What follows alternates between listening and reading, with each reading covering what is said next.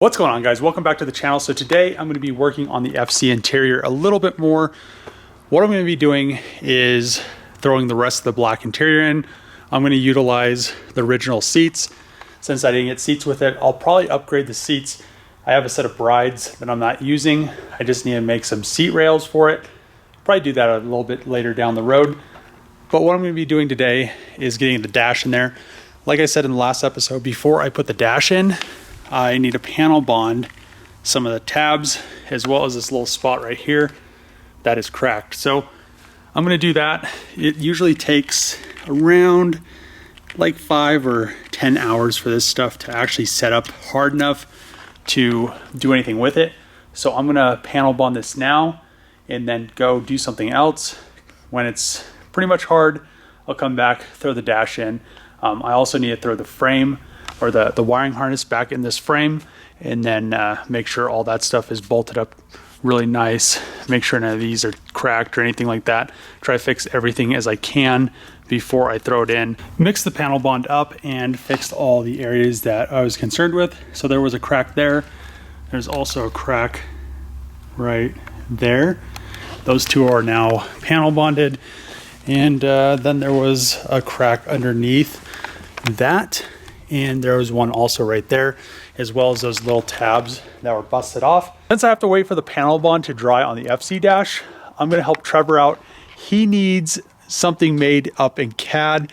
So what he's doing, the EcoBoost Mustang that he's swapping the JZ in, he needs to be able to use his drive shaft out of his 240 on the EcoBoost flange. So we have this flange right here, and the 240 drive shaft flange is a 4-bolt.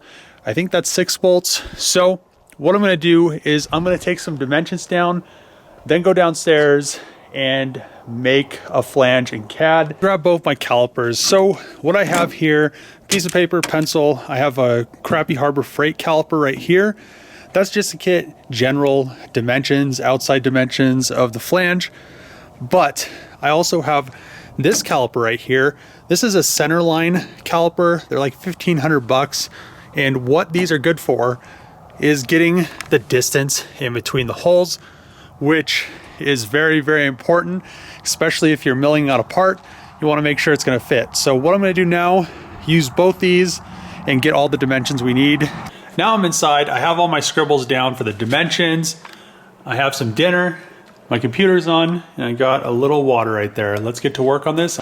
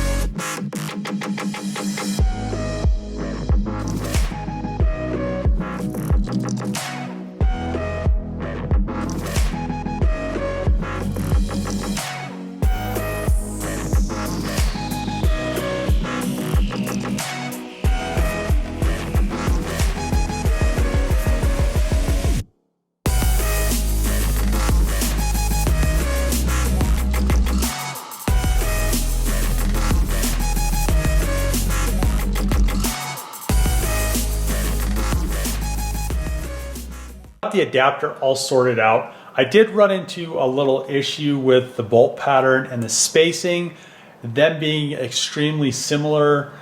The 4 bolts wouldn't actually go onto one flange. So what I ended up doing was making it a 2-part flange. This is the piece that bolts to the Mustang EcoBoost diff. And as you can see, I had to put in a smaller bolt pattern so I could bolt this piece to that piece, because there was no series that would actually fit without running into the counterbores. And they have to be counterbored because the drive shaft is then gonna bolt to this face. So instead of the drive shaft bolting to this face, this flange bolts to that face with a smaller bolt pattern, and then it goes to the larger one for the drive shaft, which should work very well. This centers the drive shaft here. I also have a centering on, I have a little ridge right here to center the 2 spacers together, because you never want to just have 2 flat pieces of, you know, anything together when it's something that needs to be balanced. So this makes sure that everything stays exactly in line, because when it bolts to the Mustang diff, this slides in, and it's pretty much exactly how it would be if it was the Mustang drive shaft. Now that we're done with this, I'm gonna go back over to the shop and see if the panel bond is dry enough to actually throw the FC dash into the FC. So I put some of the rear cargo interior in. I put the rear bin trim in with the carpet and vacuumed everything. I'm gonna do with this car, it was unintentional, but I really kind of like the scheme. If everything would be really nice and brand new black, and then if all these straps were red and the seat belts were red, I also had to use the little pieces of carpet for the bins, and they're red inside, and it just really makes it look nice. I didn't like the full red interior, but I think the black interior with subtle red accents, like inside the bins and like the seat belts and the straps back there, and maybe I might keep the headliner red. I did throw the frame and all the wiring and everything back in it, so that is good to go. One difference between S4 and S5 is the ducting's different, and there isn't a ground lug on the S5 frame, because the ground is over there by those plugs. So the bulk of the interior is in the FC. I have the dash in there now. Looks really good. It's kind of a shame that these cars are so old. Everything is just so brittle. But if I can find a better dash, this dash is a lot better than my old one. It doesn't have any cracks or anything, but it still needs, you know, it's still really brittle. The car is very old, like I've said before. But I have the vent cover thing. The obviously the vent piece is missing because it's plastic. And then I need to put the gauge cluster in before I bolt the steering column back up. But I need to do the little alarm mod so I don't have to hear that buzzing anymore. I'd rather it just show me a light than it just buzzing forever if something's wrong. So we'll fix that, throw the gauge cluster back in. Another thing I noticed when I put the dash in, I pulled the shifter assembly and the e-brake, and I was wondering why the shifter was actually so loose, but yeah, there's no words to explain it. The piece of plastic, the plastic bushing for the shifter is pretty much just like dissolved. So what I'm going to end up doing, I'm going to order the electric fan, I'm going to order the thermostat control for the fan, and I'll also order a short throw shifter, since you know they come with new bushings, and then it'll just be a little bit firmer. That stuff should be here probably sometime next week, and then we could throw the shifter in, throw the fan in, and actually be able to drive the car again. And then the gauge cluster and everything will be in maybe tomorrow or something. I'll grab the soldering iron, do the mod a little bit later tonight. But yeah, I'm really pumped at how the interior has progressed. It looks a lot better than it did before. The black and then the little red accents. I'm gonna leave the seatbelts red, and then I really like that the inside of the bins. You really can't see it. I need to actually get some LEDs for the lights that are in the bins. Then I'll also get one for inside the glove box and then the one for the cigarette lighter. Got most of the stuff that I needed for the FC to put the rest of the interior back in, or most of the rest of the interior back in. I paid for these really expensive LEDs just so I could get the interior back together, but I got some Scotch stuff to get all that dog hair that's in the carpet out, and then I got some clips so I could secure the carpet to the floor. When I went to the parts store, I actually met a subscriber that watches the videos, and yeah, he was pretty cool. But let's get back to work on this, get everything banged out, and get most of the interior back together. Come to a stopping point on the interior on the FC.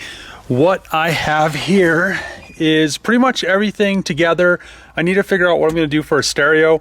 I'm going to order that short shifter, and then I can put all the rest of this back together. I'm going to throw the little ashtray in a second. I also need to find this piece of trim because I didn't get that.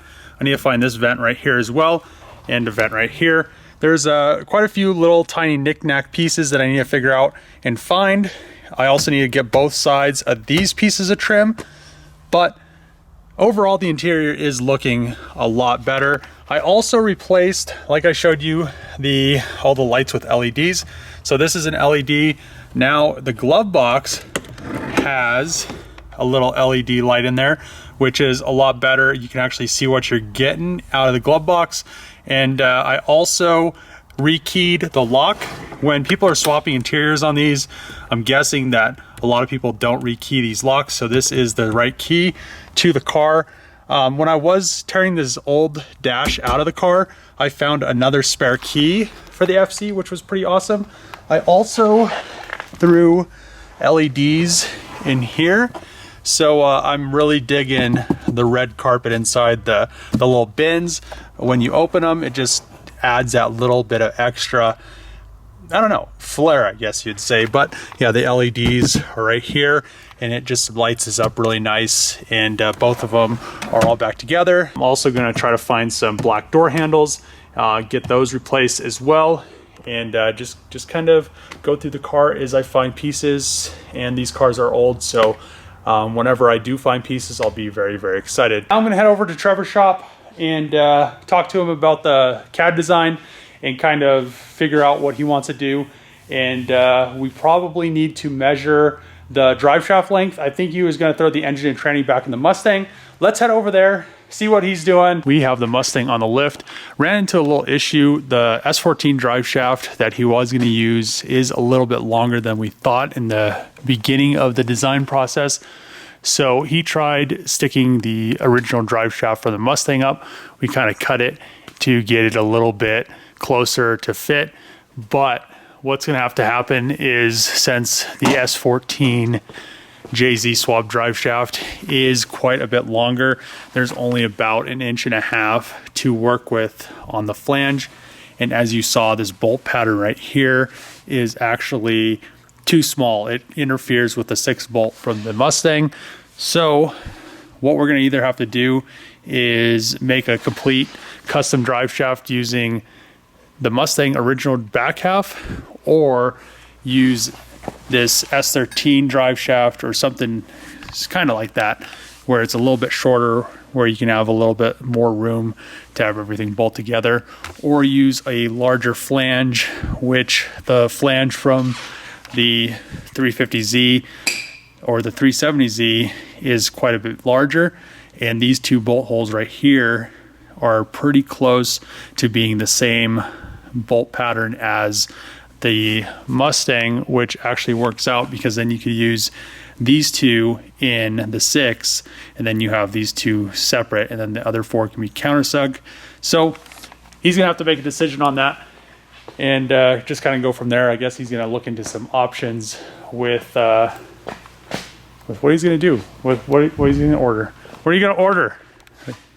Are you ordering stuff? Right now? Yeah. I'm just looking for the other flangio things that the people made. I mean, I think the best thing that's going to do is I'm just going to take that drive shaft right there, the JZ240 like CD09 shaft. and the Mustang drive shaft tomorrow with a length and say, hey, I need this end with this end and this long. Can you do it? Can you make these ones work, or do I need to order parts? I think the best thing to do would be to actually delete that little CV shaft, because I guess they're expensive and weak. I thought they were strong. That's why they use them as Supras. They don't. I don't think you use those anymore. They use have them. those Guidibo things. They use them in everything. The Hellcat has that. Just got back home. That is going to wrap this episode up. I got the interior in the FC. I was able to help Trevor out designing some stuff on SolidWorks, and we're going to just decide what's going to happen from here. But if you guys like these videos, make sure to click the subscribe button, throw a comment below, thumbs up, and as always, see you guys next time.